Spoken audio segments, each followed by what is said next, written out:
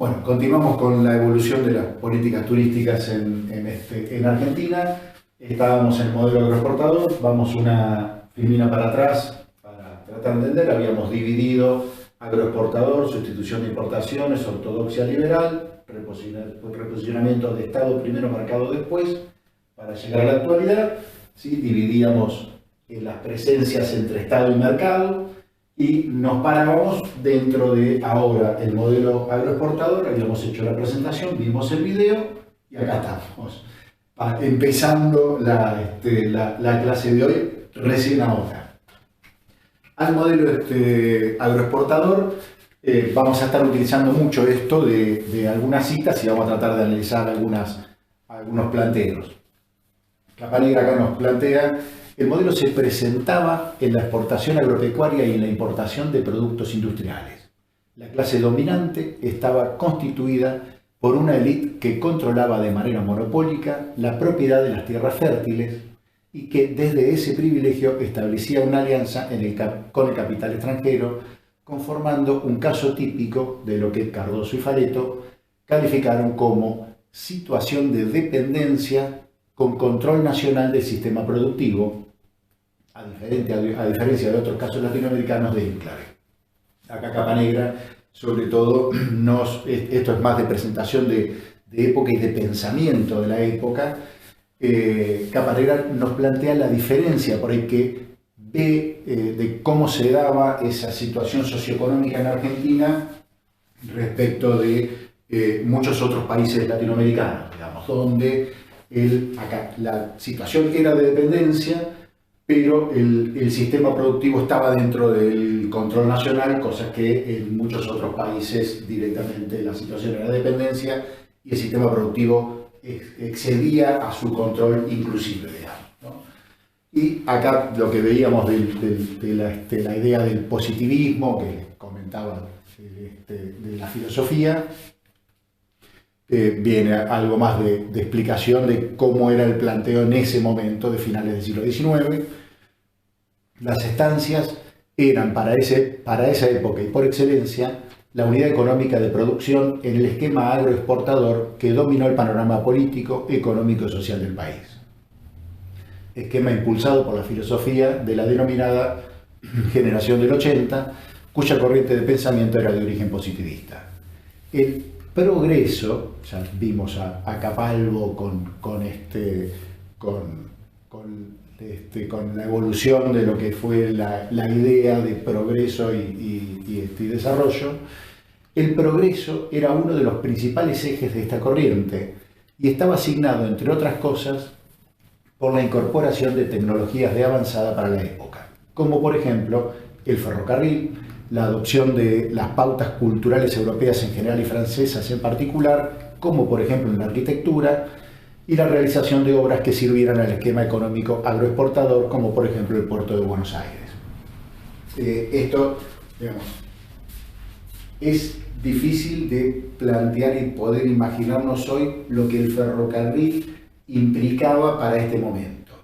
Creo que si uno tuviera que hacer alguna especie de paralelismo, yo creo que sería más fuerte, digamos, tener o no tener acceso a vías férreas para una comunidad era más fuerte que tener o no tener acceso hoy a internet, digamos, ¿no? O sea, era estar conectado o no estar conectado. Era para el interior de Argentina, no sé, para Mar del Plata, por ejemplo, no tener ferrocarril era enterarse de las noticias una semana más tarde o enterarse de lo, digamos, en el mismo día o a lo sumo de un día para el otro, qué es lo que pasaba, que le llegaran o no llegaran los medicamentos en forma rápida era en el día o de un día para otro, a llevarlo a semanas, a días o semanas en algún caso. El tema de las pautas culturales europeas con respecto a la arquitectura, si ustedes piensan, creo que hay un valor adicional que tiene el tema de estudiar turismo en Mar del Plata. O sea, uno puede contar la historia del turismo en Argentina a través de la historia del turismo en Mar del Plata, y el video que vimos en el video videíto anterior al comienzo de la clase lo muestra, digamos, ¿no? En Mar del Plata, la Rambla francesa, digamos, da cuenta de esto, el Hotel Bristol da cuenta de esto, pero no solo el Hotel Bristol. Si ustedes miran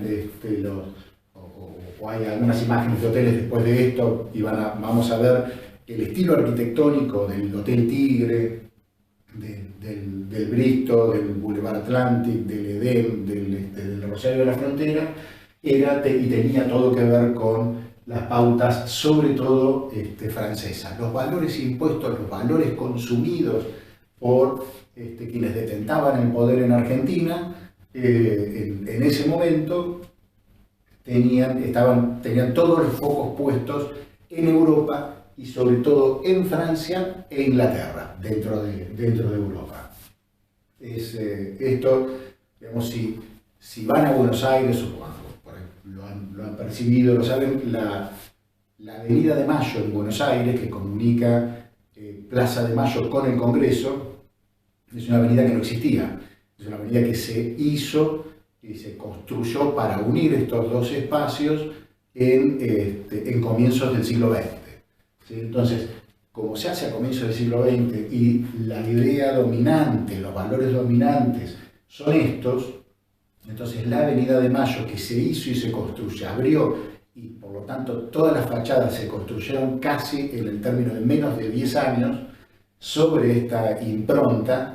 Es posible ver casi París dentro de esa avenida. O sea, es una avenida que si uno la saca de Buenos Aires y la pone en París, podría pasar desapercibida, porque el estilo arquitectónico seguido era exactamente eso, ¿no?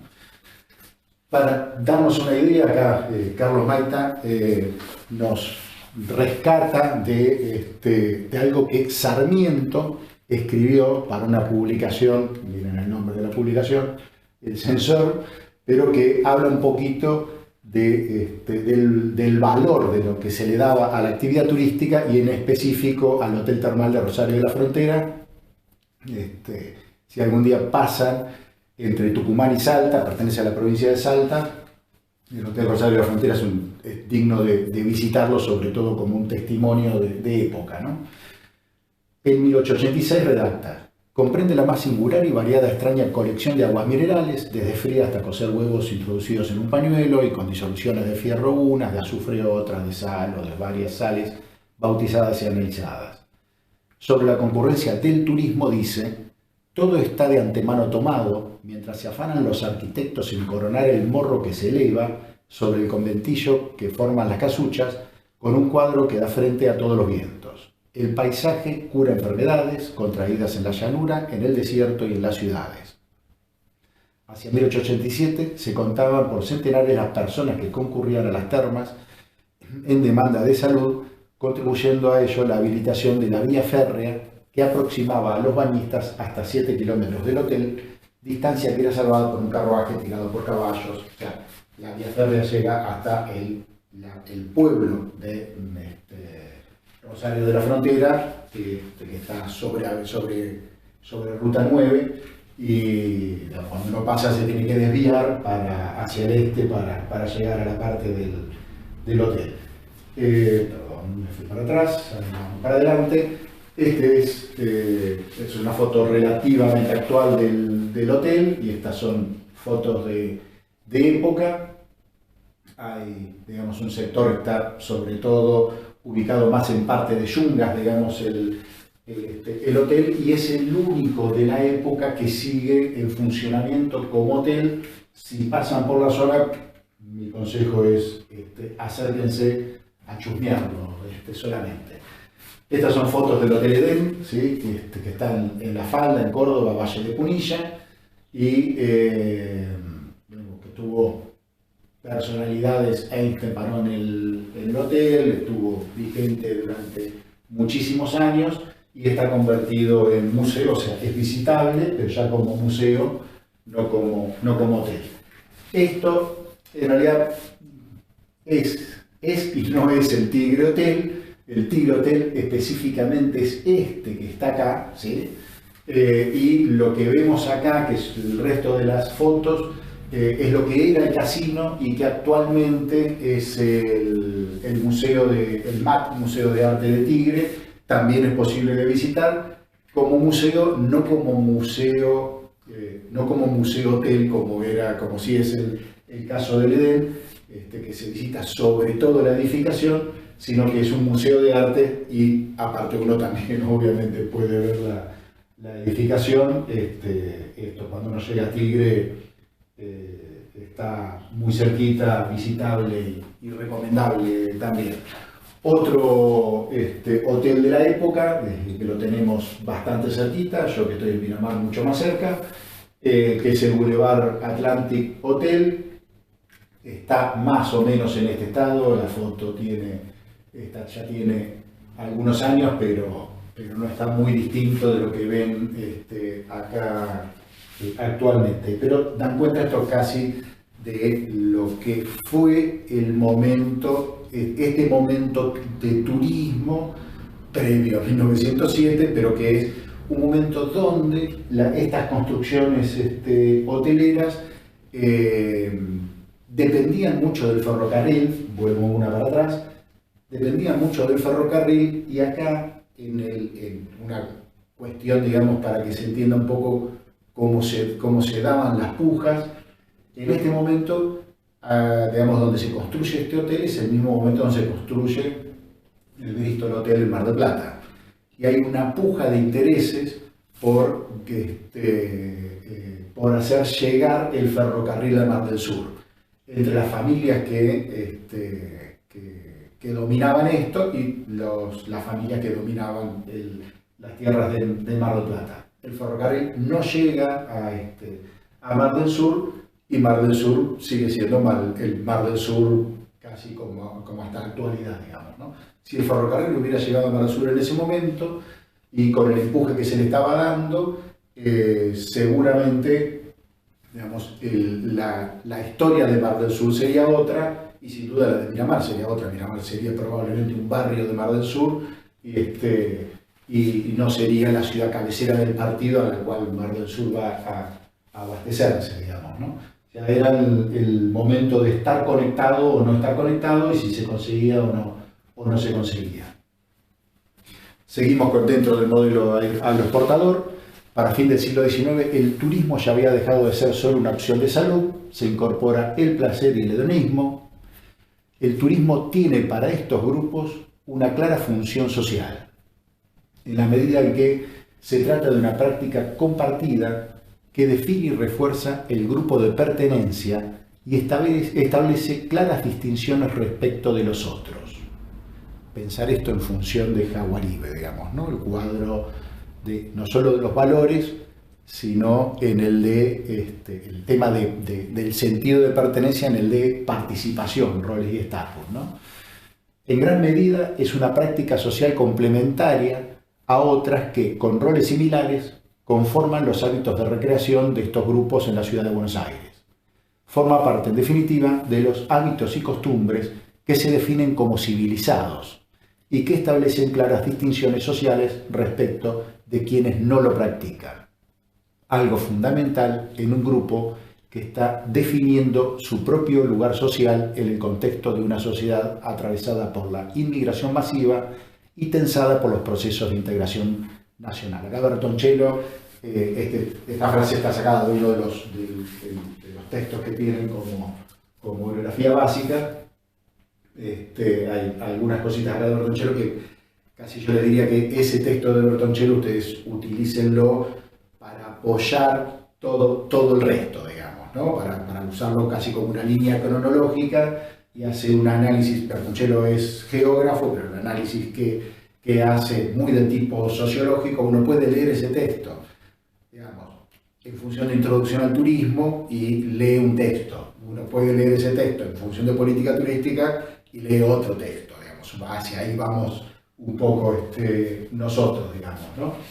Pero como de alguna manera se estaba, digamos, generando o, digamos, divulgando los valores entre un grupo social en función de pertenecer a ese grupo y de forjar un sentido de pertenencia, una identidad en función de esa oligarquía nacional que estaba en el poder en ese momento. Y casi uno podría, leyendo esto de Bertoncello, hacer referencia a Monet, ¿no? O sea, es casi el ocio caballeresco el que nos plantea, Bertoncello, que se da en ese momento. Vamos a otra frase que también me gusta mucho de Bertoncello, este párrafo. Lugares de playa, de montaña, con paisajes pintorescos, similares a los que muestran los destinos turísticos europeos. Sin embargo, estos atributos son valorizados fundamentalmente como entorno o paisaje, como contexto de la práctica turística y no como sustento de prácticas específicas. Ejemplo de esto es lo que sucede en Mar del Plata, donde la playa es fundamentalmente el ámbito de reunión o el paisaje visible desde la Rambla y los ventanales de los grandes hoteles.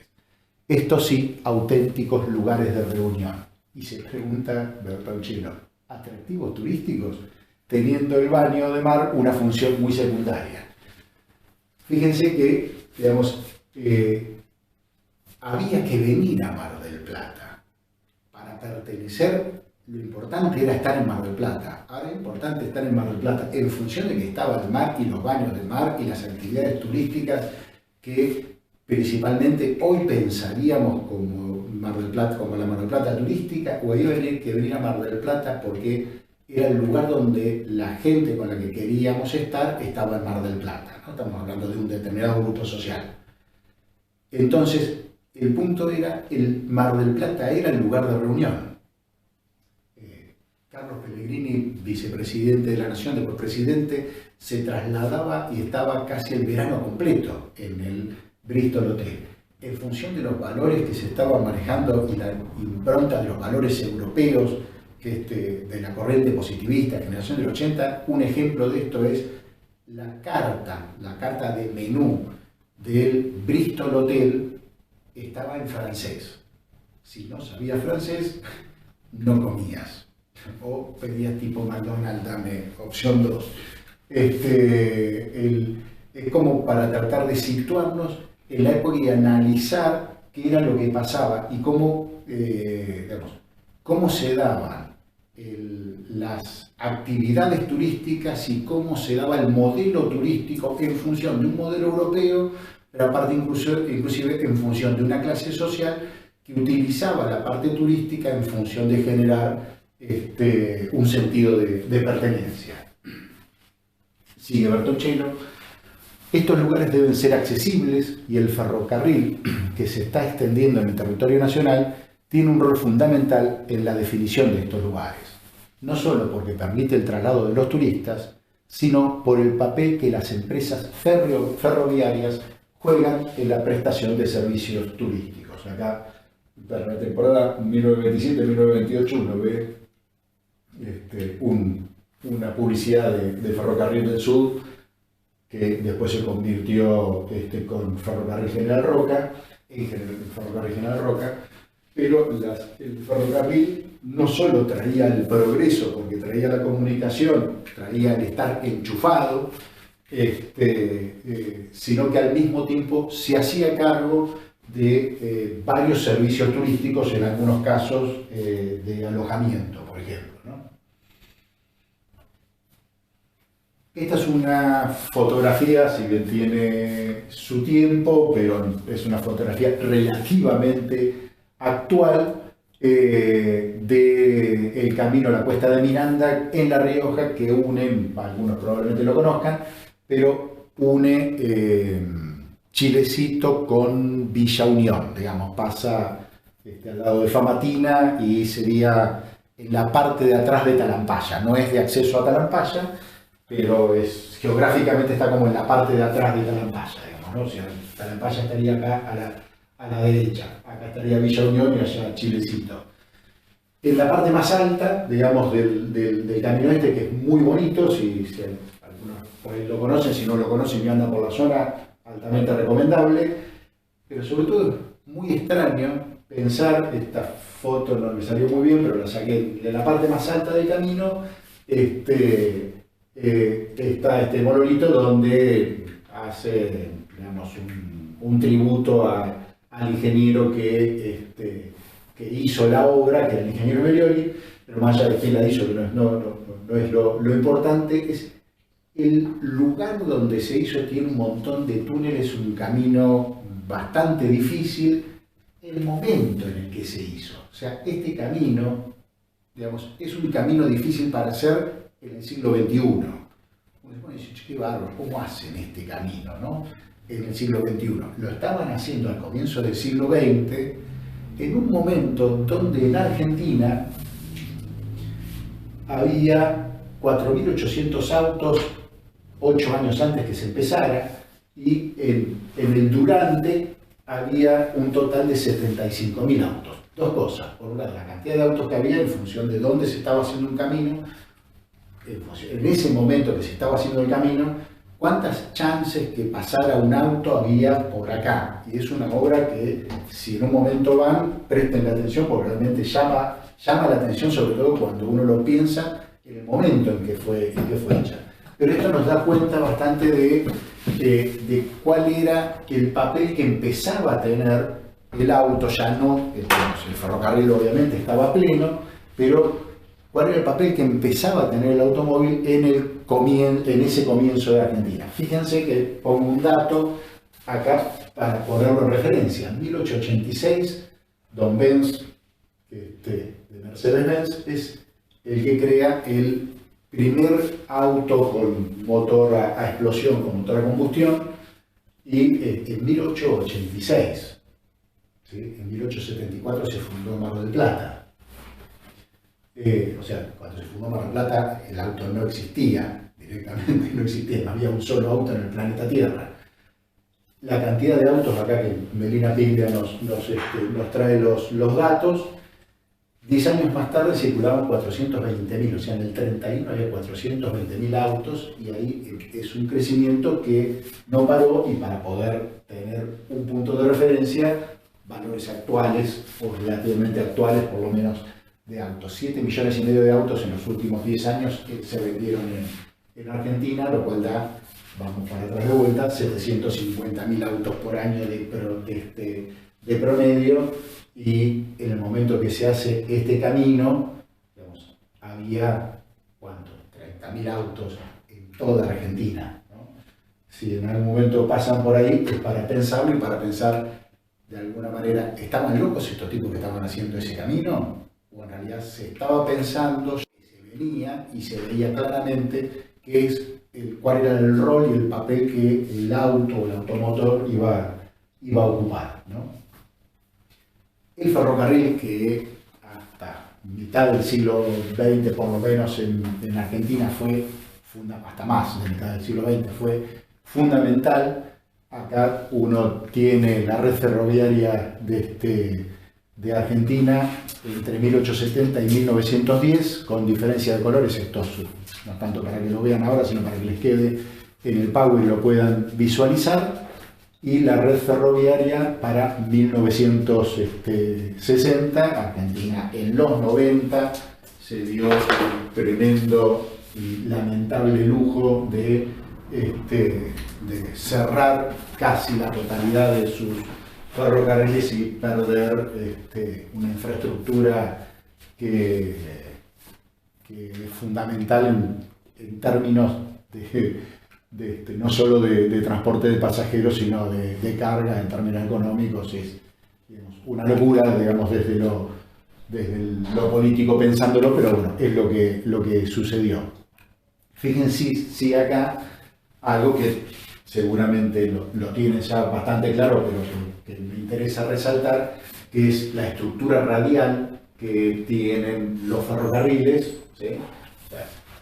Hay algunas estructuras que cruzan y que no salen del puerto de Buenos Aires, pero la mayoría son, digamos, de manera de abanico, ¿no? Que salen de manera de abanico desde el puerto de Buenos Aires hacia adentro, y en realidad lo estoy diciendo al revés. No es que salen del puerto de Buenos Aires hacia adentro, sino que en realidad están pensados en función de venir al puerto de Buenos Aires para ir hacia afuera, ¿no? O sea, están pensadas no en función de pasajeros, sino que están pensadas en función de carga, y están pensadas en función de quienes diagramaron, programaron y realizaron los ferrocarriles, o por lo menos hasta un comienzo, por todo lo que fue un comienzo, que fueron los ingleses y empresas ingleses, y los hicieron en función de sus intereses. ¿Sus intereses cuáles eran? Sacar productos de Argentina, materia prima de Argentina, hacia el puerto de Buenos Aires para ponerlo en un barco y llevarlo a Londres.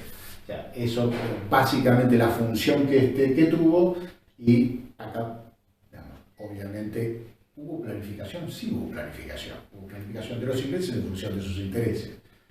¿Es la que a Argentina le hubiera convenido? Claramente no. O sea, Argentina sería exactamente la misma desde el punto de vista, digamos, de ocupación territorial si hubiera tenido esta estructura de transportes o hubiera tenido una estructura de transportes absolutamente distinta. Sin duda. Digamos, acá tenemos cómo la infraestructura influye de manera muy fuerte respecto del tipo de territorio que vamos a conformar. O sea, la idea es poder pensar y repensar esto. Así, bueno, pero esto ya pasó, sí, vamos a la historia a tratar de entenderla en función de entender que los proyectos actuales y los proyectos futuros van a estar marcando el territorio, van a estar marcando la sociedad, y por lo tanto, digamos, hay una responsabilidad en el pensamiento de esas infraestructuras, de esos equipamientos, de esas acciones que podamos tener, que terminan siendo acciones políticas, porque van a tener un fuerte impacto sobre el territorio. De acuerdo al impacto que querramos nosotros que tenga, serán las acciones que acompañemos o no acompañemos, ¿no? Seguimos. De acuerdo con sus estatutos, el Touring Club argentino, inspirado en las instituciones similares de Europa, tenía por objeto fomentar el turismo de la Argentina. Esto está en la guía de 1911 del Touring Club, pero al menos hasta 1926 los dirigentes del club invirtieron esas prioridades y consideraron el mejoramiento de la vialidad como la misión fundamental del Touring Club. De acuerdo con el diagnóstico que expresaba la revista del club en Argentina, país vasto y poco poblado, con amplias zonas aisladas, el turismo no era ni podía constituirse en lo inmediato en una actividad rentable. Era una práctica moderna, civilizada y saludable. Van a ver estas palabras, digamos, relacionadas a la actividad turística en muchísimos lugares, que debería ser favorecida, pero pertenecía a la esfera de lo privado. En este sentido, el Touring Club asumía como parte de su misión el fomentar el turismo, brindando orientación a los turistas, recopilando y brindando información, y promoviendo las excursiones y los deportes mecánicos, en la creencia de que por medio del turismo se llega fácilmente a obtener una buena vialidad.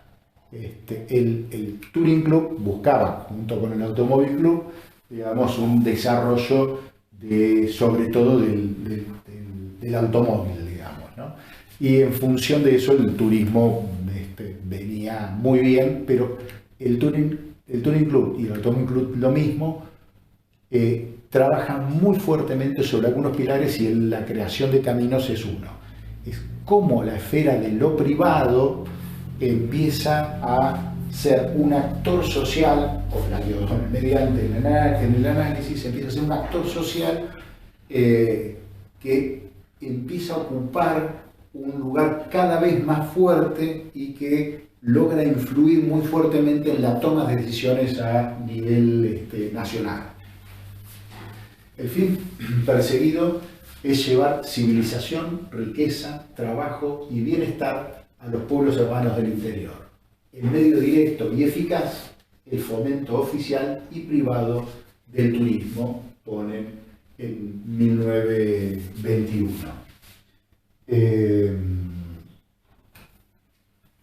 Seguimos dentro del modelo agroexportador. Y todo respecto del touring acá, citado por Melina Piglia. Si recibir turistas podía proveer tales beneficios colectivos, se convertía entonces en un asunto de interés público. Fíjense acá cómo era una parte, o sea, por un lado, en la opinión, que es una parte de la esfera privada, pero acá empieza a estar la presión hacia el Estado, como actor social, presionando al Estado en función de conseguir cosas que consideraba que eran buenas para la totalidad de la población, por lo menos desde su punto de vista, ¿no? Se convertía entonces en un asunto de interés público y su fomento no debía quedar solo en manos privadas. Era necesaria la cooperación de los diferentes niveles de gobierno. En sintonía con los discursos europeos y con las concepciones que fueron ganando terreno en las conferencias panamericanas, a partir de 1921, los dirigentes del Touring Club comenzaron a demandar del Estado Nacional una serie de acciones en materia de fomentar el turismo. En primer término, el gobierno debía ocuparse de brindar la infraestructura necesaria para lo que significaba centralmente caminos, pero también estimular el mejoramiento de los ferrocarriles y la construcción de hoteles. Pone al gobierno, o sea, le empiezan a demandar, esto lo vamos a ver en varios párrafos, las construcciones de hoteles por parte del gobierno. Es algo absolutamente impensado desde los valores actuales, ¿no? Por otro lado, debía facilitar el ingreso y circulación de los viajeros.